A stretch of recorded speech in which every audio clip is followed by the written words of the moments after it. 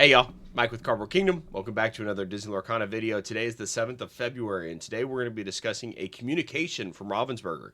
They released an update on the competitive play scene, some rulings, etc. Very, very strong communication, very good update. We're going to parse through it here, and then on the back end of that, I want to have a conversation about the First Chapter Trove.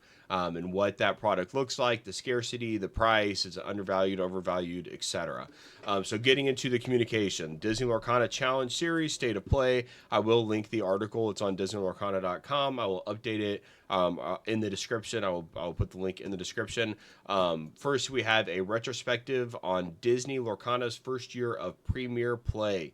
As we approach the end of the first season of Disney Lorcana Challenge, we're taking a moment to reflect on an incredible journey filled with thrilling matches, strategic brilliance, and a growing community of dedicated Illumineers. Together, we've celebrated milestones, witnessed remarkable gameplay, and welcomed new players into the realm of Disney Lorcana TCG.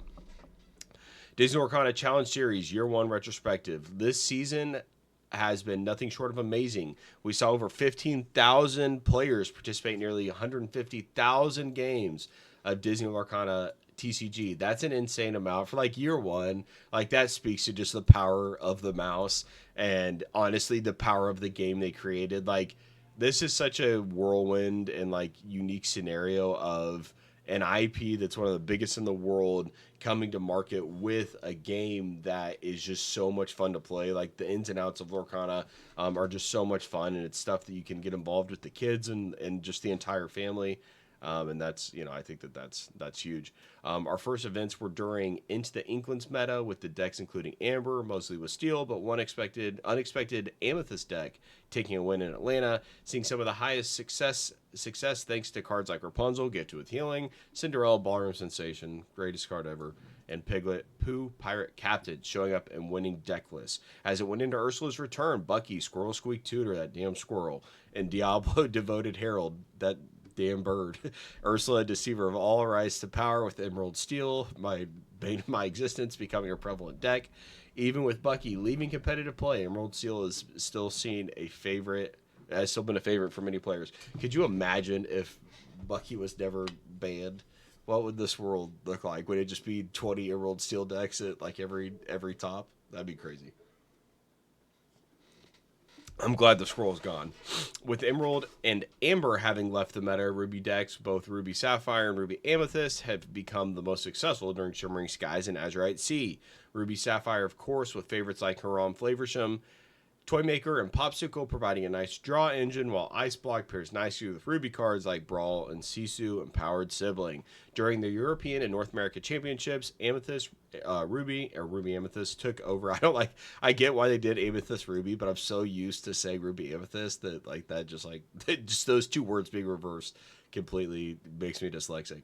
Took the win at both events thanks to popular cards like Madam M Fox and Be Prepared, providing pressure on opponents throughout the game. That said, with every meta this past season, the field has been incredibly diverse, with every ink color having representation among players. We hope that innovation and deck building continues into Arcasia's Island and beyond. I love that within Lorcana. Obviously, I don't have, and I've said this many times, I don't have a long, track record of participating in high level TCGs and whatnot, but the fact that I can get on, Pixelborn or whatever it is and play, and it's like I'm playing a lot of different decks. Obviously, you're gonna have your staples, right? But there's always people trying new decks. There's always people at these events trying new decks, like Mo from the North American Championships.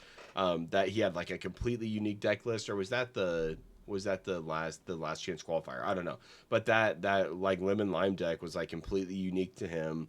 You can get weird and you can come up with a very strategic deck no matter what color combo you want to look at, whether that's Purple Steel or Steel Song or Diggy Diggy Hole or Ruby Amethyst or Ruby Sapphire, Red Blue. Like there's just so much possibility. I personally love it. I'm just more of a casual player. World Championship invites. We're thrilled to highlight some of the standout players who have secured their spots at Disney Lorcana World Championships. These players have demonstrated exceptional skill and strategy, earning their place in this landmark event. So it goes through all of our North American champions, it goes through all of our European champions, and then it gets to the Oceanic event champions, which obviously Din won that event. But you'll notice Ben Simmons here is in the top 4 as a pass down. which means they revoked Clement's spot in the second, the number 2 player spot. Obviously, if you've been living under a rock, they call it like judge sharking, I guess is the official term. I personally, it was cheating in my opinion. I know the more like the hardcore TCGers will say that there's a difference between cheating and sharking. I personally, it's cheating in my opinion. But regardless, that person lost their spot. And I think that is a strong ruling from Lorcana that they got out, or from Ravensburger, that they got out very quick. I think it was the right decision. And I think that sets the precedent for some. And I guess that guy has a history. And like, I don't know that guy from anyone. Like, I wish him the best. Hopefully, it's a learning opportunity, whatever. But apparently he has a history of this. I've read that several places of cheating or bending the rules. I think this is a great precedent for them to set of like, hey, like, you're not going to get away with that here. I think this is also going to push them in the direction of like an official judge program and working through that stuff. And so I'm glad to see them do that. So they say congrats to these talented competitors. We can't wait to see them bring back the best in the World Championship. Bring their best to the World Championship. I can't wait for Worlds either. So tell us what it is. So getting into that. So what is next for the Disney Lorcana series, the Challenge series? So this is the bulk of what I wanted to talk about. So I'm going to read this and then we'll break it down. Behind the scenes, our small but passionate team is hard at work regrouping and growing to support the future of Premier Play. From listening to all of your feedback to analyzing our plans and processes, we've learned a lot during the first season. One of our key takeaways is the need for centralized and timely communication with our play community. Cheers to that, brother. We're committing to providing clear information about Disney Lorcana Challenge and other organized play programs, including having more details for entire seasons ready at the start. The level of transparency and planning is a priority as we look toward the World Championship and what comes next. Love, love, love, love, love.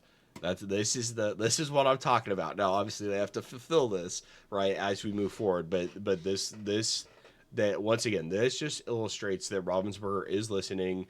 They're adjusting. And we are very, very early into this whole process. And so they're I mean, you think about it, these people have launched a TCG. They've run, 20 events across the world. They're rolling out the game in different countries, literally going worldwide in year one. Just an insane amount of work for a team. And so, I think we've got to be patient with them. It's clear that they hear the complaints. It's clear that they know what we want. And so far, they've adjusted accordingly. It's going to take time. Be patient. I've always preached time as a collector, right? Now, this is more on like the playability side and whatnot. But I've always preached time. Time is your number one asset in this hobby. You have to have time. That's why I always preach to buy cards that you like. Don't get over leveraged. Take your time and be around for a long time. And ultimately, you're probably going to win. Now, that's going to come down to Ravensburger delivering and all that. Obviously, it's still very, very risky. But at the end of the day, nothing's risk-free. And I love to see communications like this. We're taking a moment to regroup, hire more team members, and build on everything you loved about the first year. This pause will allow us to craft better premier event experience for everyone. We're incredibly excited about what's to come, and we are working diligently to plan the next season while making the Disney Lorcana World Championships an unforgettable event. This first Worlds is going to be insane. Like that's going to be one that you don't want to miss. We know you are eagerly awaiting information for the World Championships and the next season of the Challenge Series. We are working as quickly as we can to finish designing these events, and we'll share the details once we have locked in the details. We thank you for your patience as we work to make the next season even better than the first.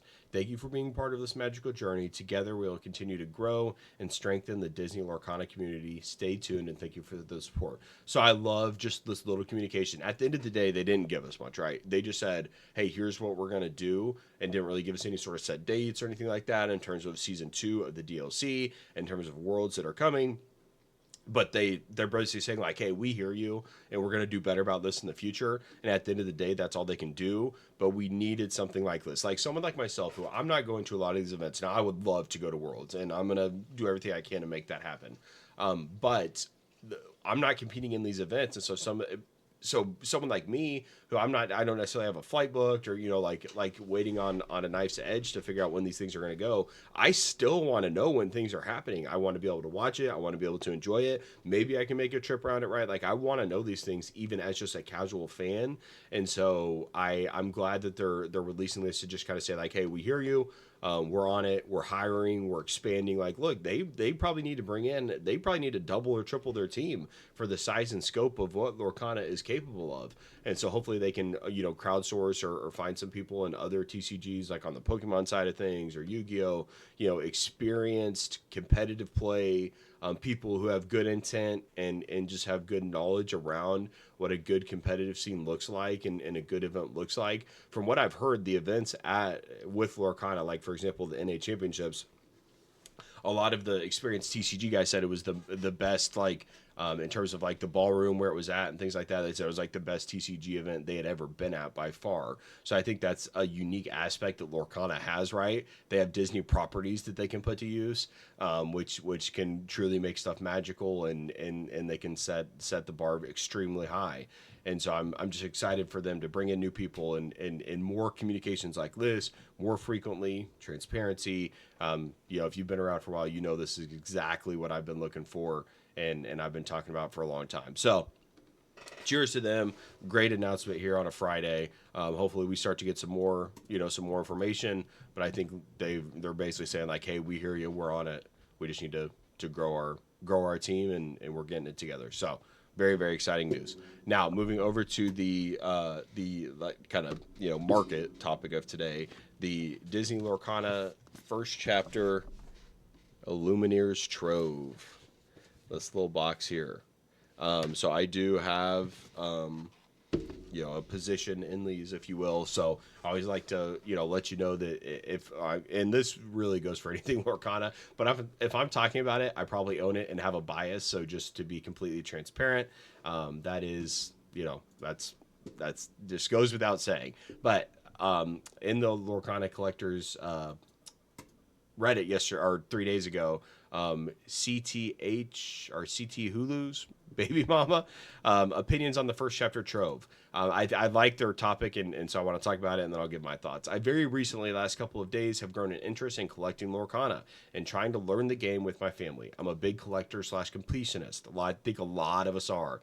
That gotta catch 'em all mentality. I was wondering if it's worth buying the First Chapter Trove sealed, if I'm better off buying the pieces of the box individually. Are the booster packs different than the ones that are sold individually? If there's anything besides the box art that's special to the Trove. Sorry for the long question. Any info is much appreciated. So in short, I just said, welcome to the community. The Trove only makes sense if you want to have a collection of sealed products. Very low print number, hence the price, but I would never recommend buying to open, as the price per pack is terrible. And that's, like without expanding it all, I think that that's the gist of it. If you are going to open this box, then don't buy it. If you can't keep it sealed, then don't buy it, because this is, for those of you who don't know, this is a First Chapter product that was never reprinted. So this box, there was only one print wave of Lee. So in theory, obviously you guys know I don't care about it, but it is, first print wave packs. I guess in theory it could be second print wave packs as well. But it was never reprinted whenever we got the big restock, a big reprint of the First Chapter. So we had a huge influx of starter decks, huge influx of booster boxes, huge influx of booster box cases, obviously. This was not included. Troves were not released with that. Now there has been like a couple released at like the D23 event back last summer. They sold a couple of them. They said it was a very limited availability. I don't know how many there were in total, but that just gives us a sense that there's just not that many out there. And so right now, when you think about it, like 320 is the lowest on the market. And that's for a box that has 8 booster packs in it. So when you think about that pack value, like that's absolutely terrible, right? So you would never, ever, ever want to open this product. And the reason why it carries the weight that it does and the price that it does at $320 is because it just truly is rare. And I think it took the market a long time to realize that. To be honest, I stumbled into this one. I just got lucky. And this is a testament to the timepiece that I spoke about earlier. When I came into Lorcana, I knew that I wanted to have at least one sealed product of everything that existed. And so at the time of First Chapter, I wanted a case, I wanted a booster box, starter decks, etc. With that being said, this Trove was like, I think my average cost basis on these is like $85. And they weren't accelerating at the rate the booster boxes were for the longest time, which made sense to me because they just didn't have the value inside. Now, where value starts to be irrelevant is when you start to hit that rarity mark of, okay, there's just not that many out there. And then people start to say, okay, well, I want one to have for my collection, right? I'm a completionist. I want to have this stuff. And once again, I think that's baked in as humans, but also like the Pokemon aspect of this. And so at the end of the day, I think that this product is very rare. I think it is going to continue to go up in value. Now, 320 is a lot, right? That's more than that's essentially the price of a booster box now, but obviously this isn't inherently a lot more rare than the booster boxes, and a lot less people would have kept this sealed than a sealed case or a sealed booster box, because the price point was a lot lower, and they're just buying to rip it there at the beginning, and also not knowing that it wasn't going to get reprinted. This is one that just kind of hits all the buttons for like a sealed collection / investment. So obviously over time, definitely don't see them reprinting this product. So it's a lot more rare than anything else First Chapter. So I think it definitely has that going for it. But 320 is a lot. So in terms of is it undervalued, is it overvalued? I would say if you can get it for below 300, I think it's a buy. Right now, it hasn't moved that much in terms of like actual volume of sales. Let's take out the sales with pictures because that's people just shipping the product. So on the 26th, so like 3 weeks ago, it sold for 350, sold for 300, 295, less than a month ago, only a couple weeks ago. So I would say under 200, it's probably a buy. Now, obviously there were plenty of sales at the, 340, 350 mark. So it's been here for a while. So that probably speaks to the fact that it's got an established market value, but it's just not moving very fast. So once again, it's just something you don't necessarily have to FOMO into, but I think it is going to be a great long-term hold because as the population and pie grows within Lorcana, these products like these that are just, there's not that many out there, they're going to see the most disproportionate gains should we see some sort of growth cycle. So I'm always talking about rarity and trying to get things that are a little bit harder to acquire, promos, etc.